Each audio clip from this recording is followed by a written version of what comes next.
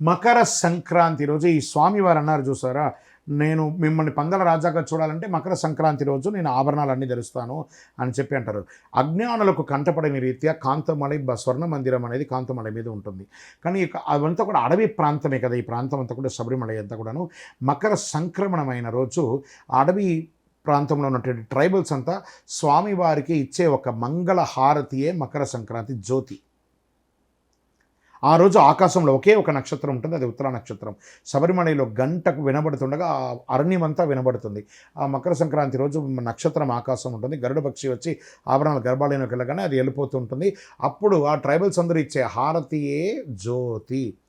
జ్యోతిలో రూపంలో స్వామిని మకర జ్యోతి స్వరూపనే సమయపడ్డారు. ఖచ్చితంగా చూడాలంటే అవకాశం ఉంటే చూడండి. ఇప్పుడు చాలామంది 60 రోజులు గుడి తెరిచి ఉంటుంది కాబట్టి ముందు వెనక వెళ్తుంటారు. అప్పుడంతా మాధ్యమాలు లేవు, ఇప్పుడు చాలా మాధ్యమాలు ఉన్నాయి కాబట్టి మీకు ఎప్పుడు వెళ్ళుంటే అప్పుడు శబరిమలకి వెళ్ళి ఆ మకర సంక్రాంతిని లైవ్లో చూపిస్తున్నారు కదా, అక్కడ చూడండి. మీ పక్కన ఉన్న దేవాలయాన్ని కూడా ఆ మకర సంక్రాంతి పూజన చేయండి. అన్ని టీవీస్లోనూ అన్ని దీంట్లోనూ లైవ్లో పెడుతున్నారు కాబట్టి అందరూ ఈరోజు మకర సంక్రాంతి అనేది ఒక ఉత్సవంగా చూస్తున్నారు. ఎలా అరుణాచలంలో దీపోత్సవాన్ని ఎలా చూస్తున్నారో మకర సంక్రాంతి అయ్యప్ప స్వామి జ్యోతిని కూడా అందరూ టీవీల ద్వారా చూస్తున్నారు.